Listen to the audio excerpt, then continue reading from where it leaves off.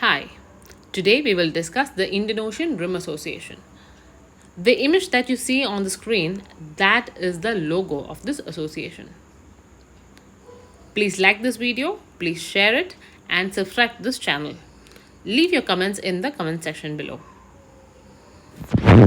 The Indian Ocean Rim Association is an intergovernmental organization. Intergovernmental. As the heading suggests, it is made up of the countries which are found in the rim of the Indian Ocean. But does it mean that all the countries in the rim are members to it? Of it? No. The purpose of this association is to strengthen regional cooperation. First, to strengthen the regional cooperation, and second, to enable sustainable development within the area. Now, it has 23 member states and 11 dialogue partners. It was founded in the year 1997 and its headquarters are in Cyber City in Ebene, Mauritius.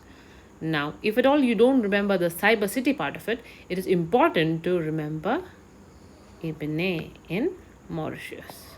This is very important, the headquarters, and it was founded in 1997. This is also very important. It has one working language only, English. Now, it is very easy to remember this part. Why?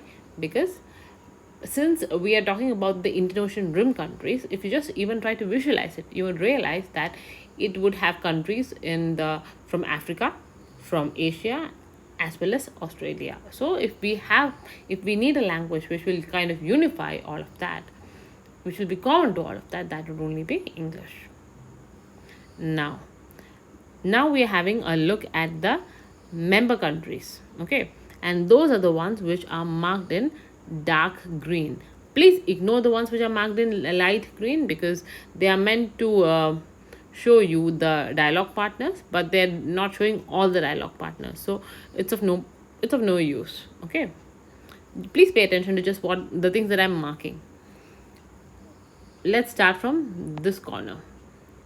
It has one of the IORA members is Australia. Then you have Indonesia. From this part to this end, it is Indonesia. Then you have your Singapore, which is here. You have Malaysia. See, this part also went to Indonesia. Then this to this, all this that's Malaysia. Then so far we've had this. Then you have Thailand. Thailand is this part.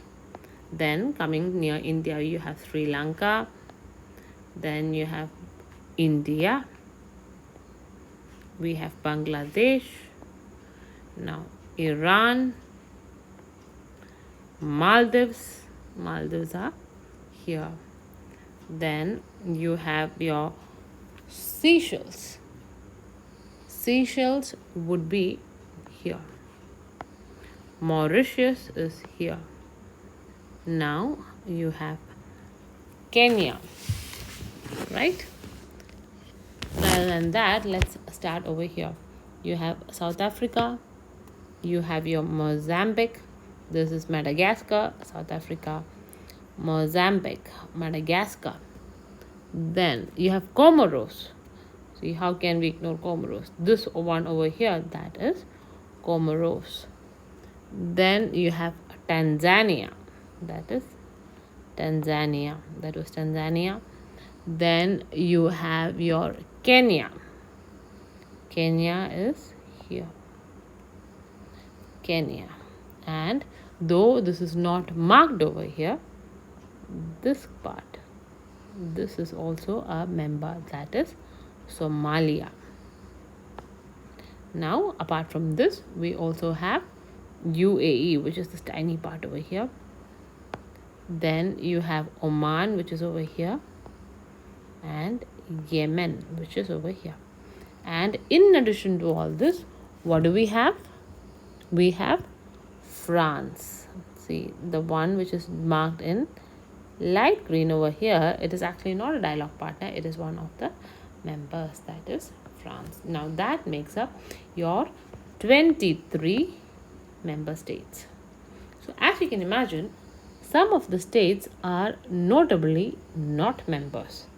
For example, if I may mark them in some other color, See, you would find that Myanmar is not a member, Pakistan not a member, Saudi Arabia not a member. Okay, now these are the notable ones. Okay, now let us move on to the dialogue partners.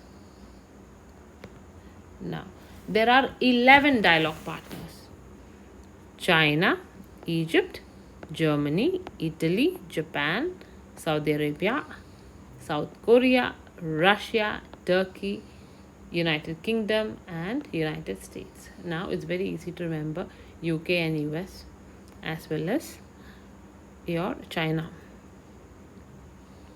So just the presence of these countries, despite them not being in the vicinity of this area, kind of shows that this is very important, especially because there are many trade routes which go via the Indian Ocean.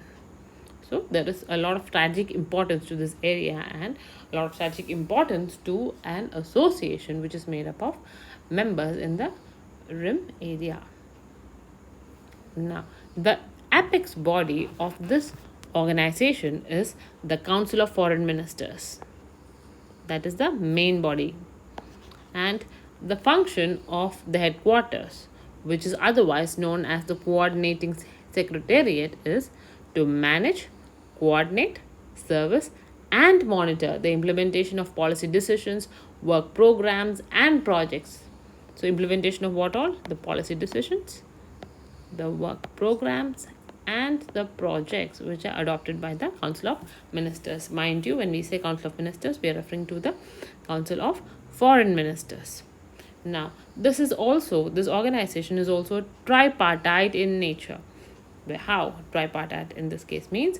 It is bringing together representatives of three sections. Tripartite, which are they? First is the government, then the business, and three, academia referring to the educational institutions.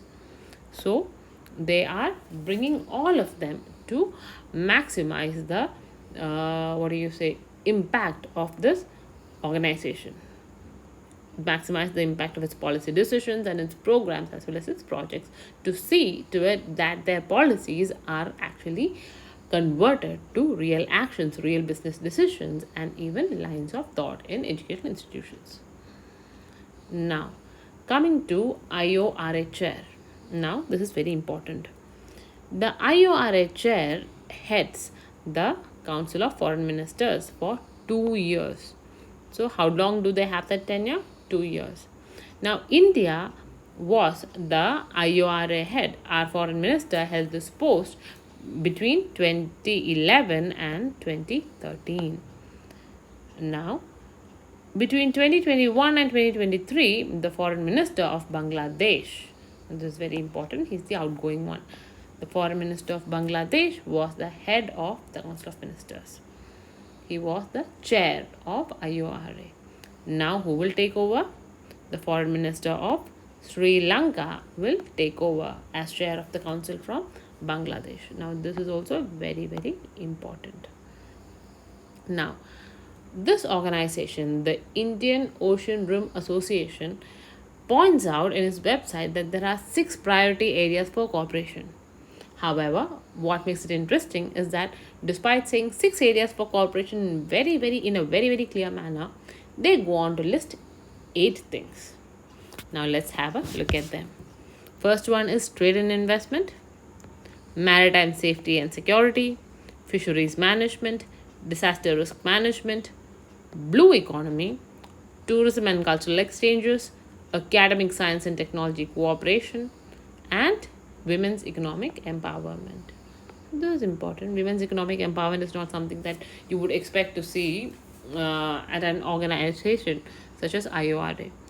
Now, what the other terms don't seem as tricky as this one. Number 5, blue economy. Now, the rest is manageable, right? We think about trade and investment. You want to improve your business between the countries. You have to think about your maritime safety and security, fisheries management, because Indian Ocean is a good fishing ground, your disaster risk management, tourism and cultural exchanges, academic, science and technology cooperation. People need to exchange info, and then women's economic empowerment. Now, what we are going to do is we are going to take a closer look at blue economy. Now, blue economy, which is also otherwise known as the ocean economy. Now, this is important. It's also known as ocean economy. It's a term used to describe the economic activities associated with the oceans and seas. So, those economic activities which are associated with oceans and seas will also be referred to as blue economy or ocean economy. Now, the World Bank defines blue economy as the sustainable use of ocean resources to benefit economies, livelihoods, and ocean ecosystem health. So, what is the key word there? The key word is sustainable use of ocean resources. Now, what can those be? The blue economy.